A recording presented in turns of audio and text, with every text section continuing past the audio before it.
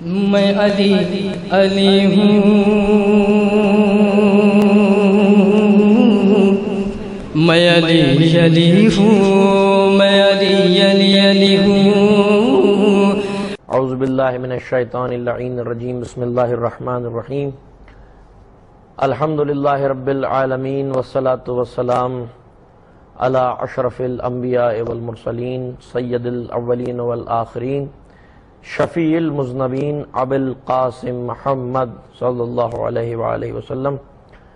اللہم صلی علی محمد وآل محمد، اما بعد۔ ناظرین، مولا کائنات کی ولادت باسعادت کے اس پر نور موقع پر میں تہ دل سے آپ حضرات کو مبارکباد پیش کرتا ہوں، اور ہم امام زمانہ علیہ الصلاۃ والسلام کی خدمت میں مبارکباد پیش کرتے ہیں۔ عزیزان گرامی، یہ دن بہت اہم دن ہے جس میں مولا کائنات کی ولادت ہوئی، کیونکہ یہ شخصیت، یہ ذات اگر اس دنیا میں نہ آتی تو حق اور انسانیت جھلس کے رہ جاتی۔ آپ حضرات مولا کائنات کی شخصیت سے بخوبی واقف ہیں، اور دنیا میں کوئی ایسا انسان بشعور اور آگاہ نہیں ہوگا کہ جو مولا کائنات کو نہ جانتا ہو۔ لیکن آج اس مقدس موقع پر کچھ مختلف زاویے سے گفتگو کرنا چاہیں گے کہ دنیا آپ کو جانتی ہے، پہچانتی ہے۔ مسلمان آپ کو چوتھا خلیفہ مانتے ہیں، آپ کے شیعہ آپ کو امام اول اور ولی اول مانتے ہیں، اور دنیا یہ ضرور جانتی ہے کہ مولا کائنات علی ابن ابی طالب علیہ الصلاۃ والسلام رسول اسلام کے بھائی ہیں، رسول اسلام کے داماد ہیں، امام حسن اور امام حسین کے والد ہیں، رسول کی بیٹی جناب فاطمۃ الزہرا سیدۃ النساء للعالمین صلوات اللہ علیہا کے شوہر ہیں۔ یہ انٹروڈکشن سے ہر کوئی واقف ہے کہ مولا کائنات رسول اسلام کے کزن ہیں اور آپ کے داماد ہیں، اور شروع سے لے کے آخر تک رسول اسلام کے ساتھ رہے، جنگوں میں بڑھ چڑھ کر حصہ لیا، فتح کا سہرا اپنے سر پر باندھا، قرآن کی آیتیں آپ کی شان میں نازل ہوئیں، بے پناہ حدیثیں، متعدد حدیثیں بلا تفریق و قوم و ملت مسلمانوں میں موجود ہیں کہ جو رسول اسلام صلی اللہ علیہ وآلہ وسلم کی زبان سے احادیث صادر ہوئی ہیں، جو آپ کی فضیلتیں اور آپ کے مناقب، آپ کی رفعت اور آپ کی بلندیوں کی وضاحت کرتی ہیں۔ لیکن آج ضرورت اس بات کی ہے کہ مولا کائنات کا تعارف اس طریقے سے ہونا چاہیے، اور یہ ہماری ذمہ داری ہے کہ ہم مولا علی کا تعارف اس انداز سے کرائیں کہ جس انداز سے تعارف ان کا آج تک نہیں کرایا گیا ہے۔ آج ضرورت اس بات کی ہے کہ مولا کائنات کا تعارف کرایا جائے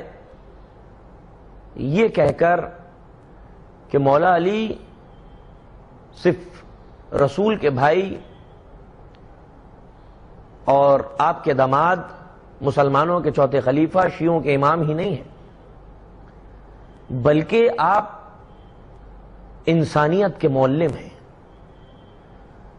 آپ اگر نہ ہوتے تو انسانیت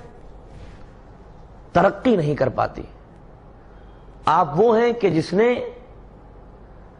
عدل اور انصاف کی خاطر، آپ وہ ہیں کہ جس نے علم کی ترویج کی خاطر، آپ وہ ہیں کہ جس نے انسانیت کی خدمت کی خاطر، آپ وہ ہیں کہ جس نے حق کے قیام اور اسلامی اقدار کے نفوذ کی خاطر جو قربانیاں پیش کی ہیں وہ بے مثال ہیں، بے نظیر ہیں۔ مولا کائنات کا تعارف آج ضرورت اس بات کی ہے کہ سیکولر انداز میں کرایا جائے کہ آپ کی قربانیاں، آپ کی خدمات صرف اسلام اور مسلمانوں کے لیے نہیں ہیں، آپ کی سروسز، آپ کا کنٹریبیوشن صرف مسلمانوں تک محدود نہیں ہے، بلکہ یہ وہ آفتاب امامت ہے کہ جس کی کرنیں عرب کی زمین پر نہیں پڑی، بلکہ جس نے کائنات کے ذرے ذرے کو اپنی ذوفشانیوں سے منور کر دیا۔ آج ضرورت اس بات کی ہے کہ مولا کائنات کا تعارف کرایا جائے کہ اگر مولا علی نہیں ہوتے تو علوم ترقی نہیں کرتے، اس لیے کیونکہ کوئی بھی سائنس کی اور نالج کی اور علم کی برانچ ایسی نہیں ہے کہ جس کی بنیاد مولا کائنات نے رکھی ہو یا پھر جس میں اپنا بھرپور تعاون نہ پیش کیا ہو۔ تو آپ انسانیت کے باپ ہیں، چاہے وہ کسی بھی مذہب اور ملت سے انسان تعلق رکھتا ہو، آپ کی ذات اور ہستی وہ ہستی ہے کہ مسلمان بھی آپ کو چاہتا ہے اور محبت کرتا ہے اور آئیڈیل مانتا ہے، عیسائی بھی بے پناہ ایسے ہیں کہ جو آپ سے محبت کرتے ہیں، بے پناہ یہودی ایسے ہیں کہ جو آپ سے محبت اور اظہار عقیدت کرتے ہیں، اور ایسے حضرات بھی ہیں کہ جن کا کوئی دین سے تعلق نہیں ہے، مذہب سے تعلق نہیں ہے، وہ بظاہر خدا کے وجود کے قائل نہیں ہیں، لیکن آپ کی عظمت، آپ کی عدالت، آپ کا انصاف، آپ کی قربانیاں سماج کے لیے، انسانیت کے لیے، اس کا وہ اعتراف کرتے ہیں۔ کارل مارکس جیسا شخص کہ جس نے مارکسزم پیش کیا اور سوشلزم کا تعارف کرایا، وہ کارل مارکس کہ جو دین سے نفرت کرتا ہے، وہ کارل مارکس کہ جس کی داس کیپٹل جیسی کتابیں منظر عام پر آئی ہیں، جس میں اس نے مذہب کی مخالفت کی، دین کی مخالفت کی، چاہے کوئی سا بھی دین ہو۔ اس نے یہی مانا کہ آج ضرورت اس بات کی ہے کہ سماج کے اندر سوشل جسٹس، سماجی انصاف اور معاشی انصاف پیدا ہو، اور اس کا یہ ماننا تھا کہ دین معاشی انصاف اور سماجی انصاف میں رکاوٹ بنتا ہے، لہذا اس نے تبلیغ کی اور پیغام یہ عام کیا کہ دین تمہارے لیے افیم کا کام کرتا ہے، لہذا دین سے دور رہو، چاہے وہ اسلام ہو، چاہے وہ کرسچینٹی ہو، چاہے وہ جوڈائزم ہو، یا پھر دنیا کا بھی کوئی سبھی دین ہو، دین اس کے نزدیک مضر ہے، نقصان دہ ہے۔ لہذا کارل مارکس جیسے شخص نے جو بہت بڑا انقلاب لے کر آیا، کارل مارکس جیسے شخص نے جو دین سے بے پناہ نفرت کرتا ہے، عداوت رکھتا ہے، جس نے سوشل جسٹس اور اکانومک ایکوالٹی کی بات کی ہے، اس میں کوئی شک نہیں کہ وہ ایک بہت قابل شخص تھا، اس کی علمیت کا لوہا دنیا نے مانا ہے، وہ بہک گیا ہو وہ دوسری بات ہے، لیکن ہم یہ جانتے ہیں کہ اس نے اسٹڈی کی، مطالعہ کیا، دین کی مخالفت کی، جو کچھ پریکٹیکل اس نے دیکھا، لیکن اس کے باوجود بھی ایک ایسا شخص کہ جو دین کا مخالف تھا، جو مذہب کا مخالف تھا، لیکن جب بات اس شخصیت کی آتی ہے جس کا نام علی ابن ابی طالب ہے، تو وہ ان سے متاثر ہوئے بغیر نہیں رہ سکا، اور اس نے امیر المومنین کی تعریف کی کہ ایسا نہیں ہے کہ ہر بادشاہ نے اور ہر حاکم نے ظلم ڈھایا، تاریخ کے صفوں میں کچھ ایسے حکمران بھی ہیں کہ جنہوں نے سوکھی روٹیاں کھائی ہیں اور پھٹے ہوئے لباس پہنے ہیں، تاکہ غریب ترین شخص کو ان کی حالت کو دیکھ کر اطمینان حاصل ہو جائے کہ جب حاکم اور حکمراں بوسیدہ لباس پہن رہا ہو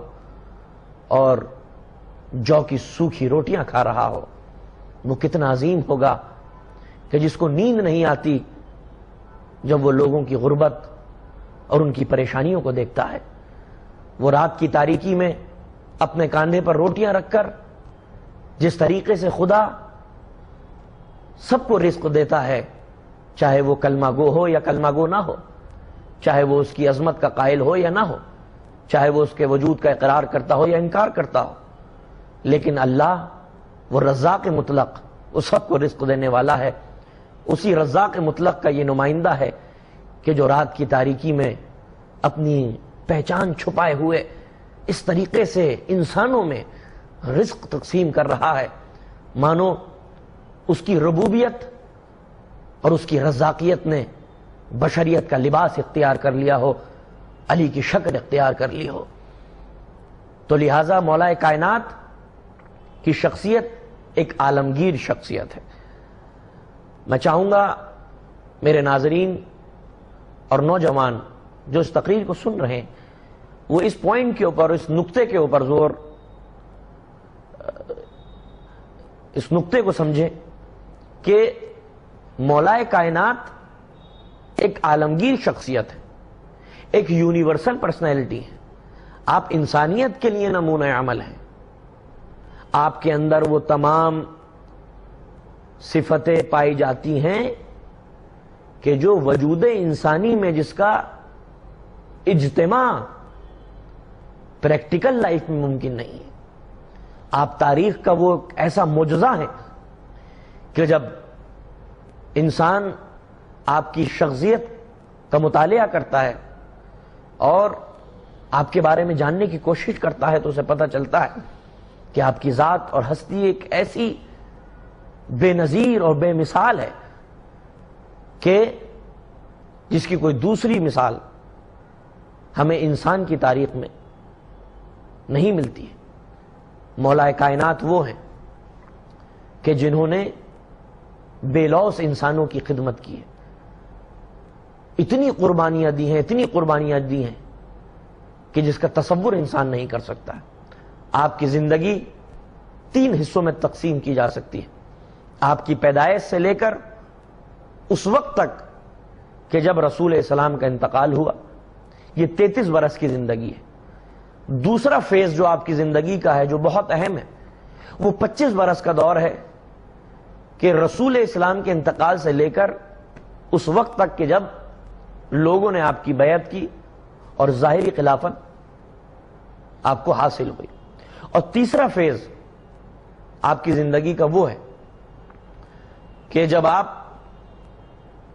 ایک عادل حکمراں کے طور پر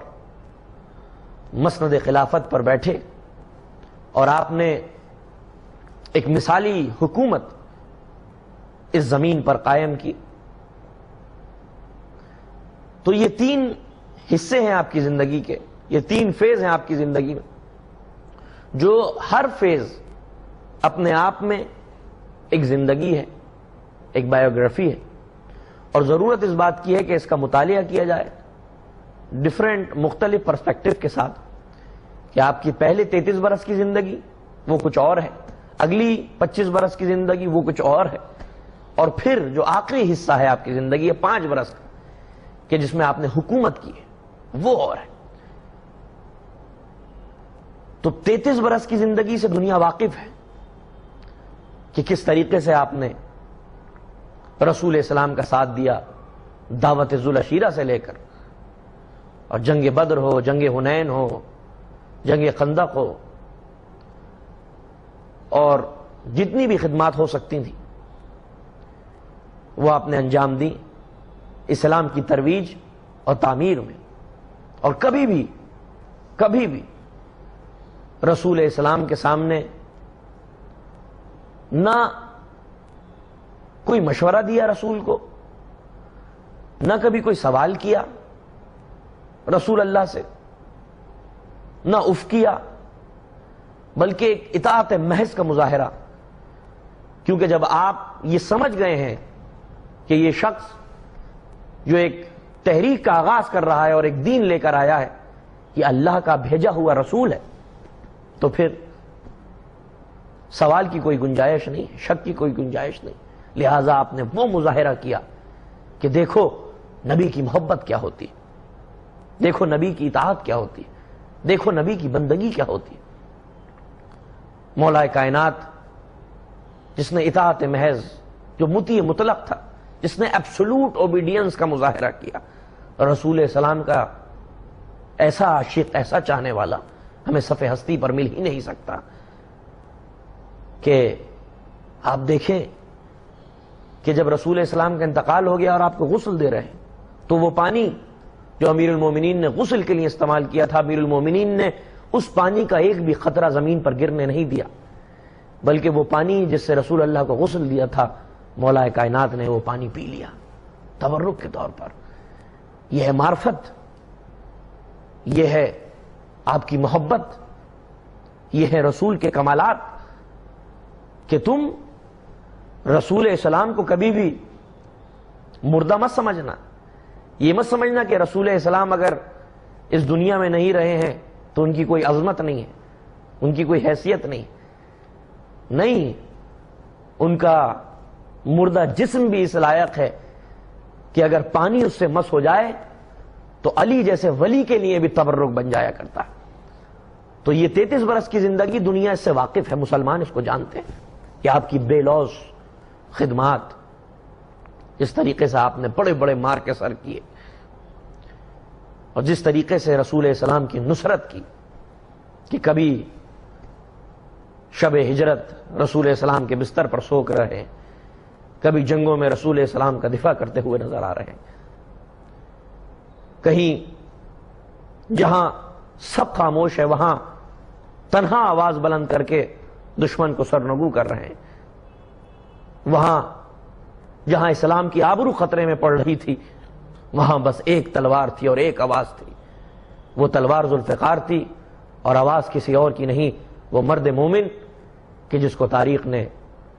علی ابن ابی طالب کا نام دیا ہے. وہ حیدر کرار کہ جس نے کبھی دشمن کو اپنی پشت نہیں دکھائی، جس نے کبھی دشمن بھاگتے ہوئے دشمن کو قتل نہیں کیا.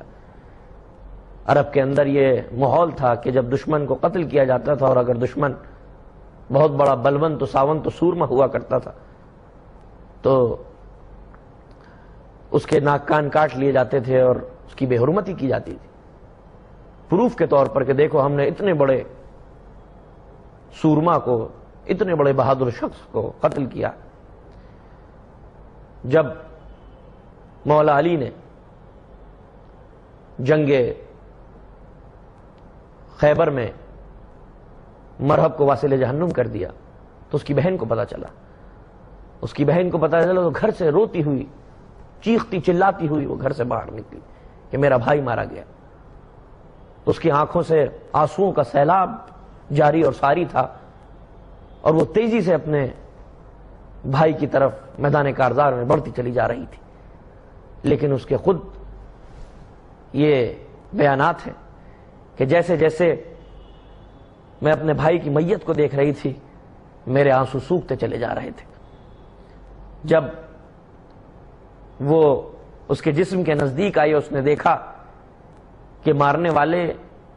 نے مارا تو ہے لیکن ناک کان نہیں کاٹے، لاش کی بے حرمتی نہیں کی، پامال نہیں کیا، لباس نہیں اتارا، لوٹ مار نہیں کی، تو کہتی ہے کہ اے میرے بھائی میں پوری عمر تیری موت پر روتی رہتی لیکن کیا کروں، تجھ کو ایک ایسے انسان نے مارا ہے جو بہت زیادہ کریم تھا. تو اس کا مطلب کہ جتنی بھی جنگیں ہوئی ہیں کوئی پرسنل لڑائی نہیں تھی، کوئی ذاتی دشمنی نہیں تھی، بلکہ وہ حق اور باطل کی جنگ تھی، وہ سچ اور جھوٹ کی جنگ تھی، وہ صحیح اور غلط کی جنگ تھی. اس کے بعد رسول اسلام کا انتقال ہو گیا. یہ جو 25 برس کا دور ہے مولا کائنات کا، یہ ایک ٹوٹلی ڈیفرنٹ فیز ہے مولا علی کی زندگی کا. اس میں مولا علی خاموش ہے، اس میں نہ مولا علی کے ہاتھوں میں تلوار ہے اور نہ مولا علی کے پاس منبر ہے اور نہ خطبے ہیں، بلکہ ایک تنہائی کی زندگی ہے جس میں مولا کائنات کا مشغلہ یہ ہے کہ انسانیت کی بے لوث خدمت کی جائے. مولا کائنات مدینے کے باہر شاہراہ پر گرمی ہے، دھوپ ہے، حرارت ہے، تمازت ہے، بیج بو رہے ہیں، درخت لگا رہے ہیں۔ کسی نے کہا یا علی، جس وقت پرندے بھی اپنے آشیانوں سے باہر نہیں نکلتے، عرب کے تپتے ہوئے ریگستان میں، صحراؤں میں، آخر کیا وجہ ہے؟ یہ آپ کیا کام کر رہے ہیں؟ کہا درخت لگا رہا ہوں، بیج بو رہا ہوں، تاکہ یہ بیج درخت بن جائے، اور جب آنے والے وقت میں جب یہ بھرپور شجر بن جائے، اس کا سایہ ہو، تو مسافروں کو پریشانی نہ ہو، بلکہ درخت کے نیچے بیٹھ کر مسافر آرام کر سکے، اپنی تھکن کو دور کر سکے۔ یہ مولا کائنات ہے کہ جو 25 برس کے اس دور میں باغ لگا رہے ہیں، کنویں کھود رہے ہیں، نہریں جاری کر رہے ہیں۔ کیوں؟ اپنے لیے؟ کیا علی اپنے لیے سرمایہ اکٹھا کر رہے ہیں؟ نہیں۔ وادی القرا، یہ وہ وادی ہے عرب کے اندر جس میں سینکڑوں بیگھے کے باغات مولا کائنات نے اپنے ہاتھوں سے لگائے۔ کیوں؟ کیونکہ جب اناج پیدا ہو، جب پھل آئیں، تو اس کا فائدہ مسلمانوں کو نہیں، انسانوں کو پہنچ سکے۔ مولا کائنات نے باغ لگائے، وقف کر دیے انسانوں کے لیے، کنویں کھودے تاکہ اس میں پانی ہو اور مسافر اپنی پیاس کو دور کر سکے۔ مولا کائنات درخت لگا رہے ہیں، گرین بنا رہے ہیں ریگستان کو۔ کیوں؟ انسانوں کو فائدہ پہنچ سکے۔ تو پہلا فیز آپ کی خدمات فقط اور فقط حق اور اسلام کے لیے۔ دوسرا فیز انسانوں کی خدمت۔ یہ ہے مولا کائنات کی زندگی کا دوسرا فیز، کہ جس میں آپ انسانوں کی خدمت کر رہے ہیں، درخت لگا رہے ہیں، کنویں کھود رہے ہیں۔ کیوں؟ کیونکہ اسلام انسانیت کی خدمت کا نام ہے۔ علی وہ ہے کہ جس نے اپنے خزانے نہیں بھرے، جس نے سیاست، منفی سیاست میں اپنا وقت برباد نہیں کیا ہے،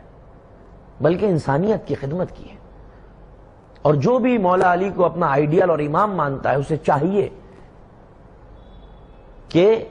جس طریقے سے مولا علی نے انسانوں کی خدمت کی ہے، وہ بھی بے لوث محبت انسانوں سے کرے۔ یہی اسلام کا پیغام ہے اور یہی اللہ کا حکم ہے کہ جس طریقے سے مولا علی نے انسانوں کی خدمت کی۔ تو مولا علی کی زندگی کا یہ دوسرا فیز ہمارے لیے نمونہ عمل ہے، کہ جس میں مولا علی جو ہیں وہ اس طرح کے فلاحی کام کر رہے ہیں، ڈیولپمنٹ کے کام کر رہے ہیں، تاکہ سوسائٹی کے اندر ڈیولپمنٹ ہو سکے۔ تیسرا فیز جو آپ کی زندگی کا ہے، وہ ہے کہ جب آپ نے حکومت کو سنبھالا، برسر اقتدار آئے۔ آپ یاد رکھیں کہ مولا علی، دنیا آپ کی علمیت کا لوہا مان چکی ہے، جانتی ہے کہ بڑے بڑے مورخوں نے اور اسلامک اسکالرز نے یہ لکھا، کچھ نے یہ کہا، جیسے بہت سارے اسلامک اسکالر گزرے ہیں، اسلامک اسکالرز نے اس بات کا اعتراف کیا ہے کہ اسلام میں جتنے بھی علوم ہیں وہ دراصل زیر علی سے صادر ہوئے ہیں، کیونکہ رسول اسلام کی حدیث ہے کہ میں علم کا شہر ہوں، انا مدینۃ العلم وعلی بابها، علی اس کا دروازہ۔ تو جتنے بھی علوم جو ہے وہ ظاہر ہوئے عالم اسلام میں، وہ ذات علی سے ہوئے۔ اور کچھ ایسے اسکالرس ہیں کہ جو اسلامک اسکالرس نہیں ہیں، وہ اورینٹلسٹ ہیں، علماء ہیں، انہوں نے اس بات کا اعتراف کیا ہے کہ دنیا میں جتنی بڑے بڑے علوم ہیں، شعبے ہیں، کوئی سا بھی شعبہ ایسا نہیں ہے کہ جس میں مولا علی نے اپنا کنٹریبیوشن نہ پیش کیا، چاہے وہ فزکس ہو، چاہے وہ کیمسٹری ہو، چاہے وہ بایولوجی ہو، چاہے وہ جیوگرافی ہو، چاہے وہ ایسٹرونومی ہو، چاہے وہ فقہ اور جورسپروڈنس ہو، چاہے وہ ہسٹری ہو، چاہے وہ عربک زبان ہو. جس طریقے سے آپ جب کوفہ آئے ہیں تو آپ نے دیکھا کہ لوگ غلط عربی بول رہے ہیں، تو آپ نے اپنے صحابی سے کہا کہ میں اس کے اصول مقرر کرتا ہوں عربی کے، گرامر کے، تاکہ لوگ غلط عربی نہ بولیں. تو لہٰذا آپ کے صحابی تھے، آپ املا بولتے جاتے تھے، اور وہ صحابی عربی زبان کے اصول اور ضوابط مقرر کرتے چلے جاتے تھے، تحریر کرتے چلے جاتے تھے. تو مولا علی کوئی سی بھی ایسی برانچ آف نالج اور برانچ آف سائنس نہیں جس میں مولا علی نے اپنا کنٹریبیوشن نہ پیش کیا. یہاں تک کہ آپ دیکھیں کہ یہ جو علم الحشرات ہے، یہ ایک لیٹسٹ برانچ آف نالج ہے جس میں انسیکٹس کی، کیڑوں کی، کیڑے مکوڑے جو ہوتے ہیں، حشرات الارض، ان کی اسٹڈی کی جاتی ہے. اسے انگریزی میں ایٹمولوجی کہا جاتا ہے. آپ اگر نہج البلاغہ پڑھیں تو اس میں ایک باقاعدہ پورا خطبہ ہے مولا علی کا، جس میں مولا علی نے جو چیونٹی ہوتی ہے اس کی ایٹمولوجی بیان فرمائی ہے کہ کس طریقے سے اس کے پیر ہوتے ہیں، کیسے وہ اپنا جو ہے وہ کھانا اور رزق اکٹھا کرتی ہے، اور اللہ کی ایک وہ نشانیوں میں سے ہے. تو دامن میں گنجائش نہیں ہے کہ تفصیل کے ساتھ یہ ساری چیزیں بیان کی جائیں، لیکن جو لب لعاب ہے وہ یہ ہے کہ کوئی بھی برانچ آف نالج اور سائنس ایسی نہیں کہ جس کی بنیاد مولا علی نے رکھی ہو یا پھر اپنا کنٹریبیوشن اس میں پیش نہ کیا. لوگ یہ کہتے ہیں کہ جب مسلمانوں کی فوجیں الیگزینڈریا تک پہنچ گئیں اور وہاں کی لائبریری کو لوٹ لیا گیا اور یہ کتابیں عرب کے اندر لائی گئیں اور ان کا عربی میں ترجمہ کرایا گیا، تو اس کے بعد جو ہے وہ مسلمانوں کے ائمہ نے پڑھ پڑھ کر جو ہے وہ سائنس سیکھی اور پھر خطبے دیے. یہ بات غلط ہے، اس لیے کیونکہ جو اہل بیت نے سائنس بیان کی ہے وہ اس سے بالکل مختلف ہے جو یونان کے اندر یا الیگزینڈریا کے اندر جو سائنس موجود تھی. آل رسول نے اس کی تردید کی ہے، اس کو فروغ نہیں دیا، بلکہ کہا کہ جو اصول بیان فرمائے تھے ارسطو نے، سقراط نے، وہ غلط تھے. تو ائمہ اہل بیت نے اس کی تردید کی ہے، اس سائنس کی. تو لہٰذا یہ الزام درست نہیں ہے کہ ائمہ اہل بیت نے جو ہے وہ الیگزینڈریا کی لائبریری سے جو کتابیں آئی تھیں اس سے پڑھ کر جو ہے وہ سائنس پڑھانا شروع کر دی. تو یہ جو آخری فیز آپ کی زندگی یہ بہت امپورٹنٹ اور بہت اہم ہے کہ جس میں آپ نے حکومت سنبھالی. دنیا سمجھ ہی نہیں سکتی تھی کہ ویلفیئر اسٹیٹ کیا ہوتی ہے، اور ایک ایسا سماج جس کے اندر نظام عدل رائج ہو وہ کیا ہے، اس کا تصور دنیا کر ہی نہیں سکتی تھی اگر یہ مولا علی کی 4.5 برس کی حکومت کا دور نہ ہوتا. تو یہ ایک ایگزامپل ہے پوری دنیا کے لیے، اور یقین مانے دنیا میں بھی جہاں جہاں ویلفیئر اسٹیٹس ہیں وہ دراصل مولا علی کی اس ویلفیئر اسٹیٹ کا صدقہ ہے کہ جس سے سیکھ کر دنیا نے جو ہے ویلفیئر اسٹیٹ قائم کی. اس دور میں ایک اہم چیز کہ جو پہلا دور تھا مولا علی کا، جو زندگی ہے فرسٹ فیز آف لائف ہے 33 برس کا، اس میں جو مولا علی کی لڑائی ہے، جو آپ کے مد مقابل دشمن ہے، اس کا اسلام سے کوئی تعلق نہیں ہے، وہ مسلمان نہیں ہے. لیکن جو تھرڈ فیز آف لائف ہے آپ کا، اس میں تاریخ نے ایک عجیب و غریب موڑ دیکھا، اور وہ موڑ ایسا موڑ تھا کہ جس میں جتنی بھی جنگیں ہوئی وہ مسلمانوں کے درمیان 3 جنگیں ہوئی: جنگ جمل، جنگ صفین اور جنگ نہروان. اس میں ایک میسج پوشیدہ ہے دنیا والوں کے لیے، وہ یہ کہ دیکھو مولا علی کی لڑائی ظلم سے ہے، نہ کسی ایک مذہب سے ہے، نہ کسی ایک قوم سے ہے، بلکہ ظلم، زیادتی، اتیاچار، جہالت. اصل جو مولا علی کی لڑائی ہے وہ کس کے ساتھ ہے؟ انیائے کے ساتھ، اتیاچار کے ساتھ، جہالت کے ساتھ۔ تیسری جو آپ کی زندگی کا دور ہے اس میں مولا علی کی لڑائیاں تینوں جنگیں ہوئی ہیں، جنگ صفین، جنگ نہروان اور جنگ جمل، یہ مسلمانوں سے ہوئی، اور تمام علماء اسلام کا اتفاق اس بات پر ہے کہ مولا علی حق پر تھے۔ مولا علی نے جنگ نہروان ایسے لوگوں سے لڑی کہ جن کی پیشانیوں پر سجدے کو نشان تھے، جن کی راتیں عبادت الہی میں گزرتی تھیں اور جن کے دن روزوں کی حالت میں گزرتے تھے۔ آپ ایمان سے بتائیے کہ کیا کسی مسلمان حاکم اور حکمراں میں اتنی جرأت ہو سکتی کہ جس کی حکومت کی بنیاد اسلام پر ہو، وہ ایسے گروہوں سے لڑائی لڑے کہ جن کے سر پر سجدوں کے نشان ہیں، جن کے گھٹنے کثرت عبادت کی بنا پر زخمی ہو چکے ہیں، جن کی کمرے سجدوں کی بنا پر خم رہتی، جن کی راتیں تلاوت قرآن مجید میں گزر رہی ہیں۔ مولا علی کی لڑائی کٹرواد کے خلاف تھی، مولا علی کی لڑائی ایکسٹریمزم کے خلاف تھی، وہ ایکسٹریمزم کہ جو جہالت کی بنا پر دین کو غلط سمجھ کر باطل نظریات سماج میں پروموٹ کرنا شروع کر دیتا ہے۔ ایک ایسا گروہ پیدا ہو گیا تھا کہ جو انسانوں کے حقوق کو پامال کر رہا تھا، جو ہیومن رائٹس کو پامال کر رہا تھا، اگر ان کے نظریے کے مطابق کوئی عمل نہیں کرتا تھا یا کوئی ہم عقیدہ نہیں ہوتا تھا تو وہ یہ سمجھتے تھے کہ اس کو جینے کا حق نہیں ہے، اس کو زندہ رہنے کا حق نہیں ہے، لہٰذا وہ اس کو قتل کر دیا کرتے تھے۔ جیسے آج داعش والے ہیں یا طالبان والے ہیں، جو ان کی ایک سیکٹیرین آئیڈیالوجی ہے، جو ان کا فنڈامنٹلزم ہے، جو ایکسٹریمزم ہے، جو ان کا کٹرواد ہے، کہ یہ مذہب کو سمجھ نہیں پاتے ہیں، دین کو سمجھ نہیں پاتے ہیں اور بہک جاتے ہیں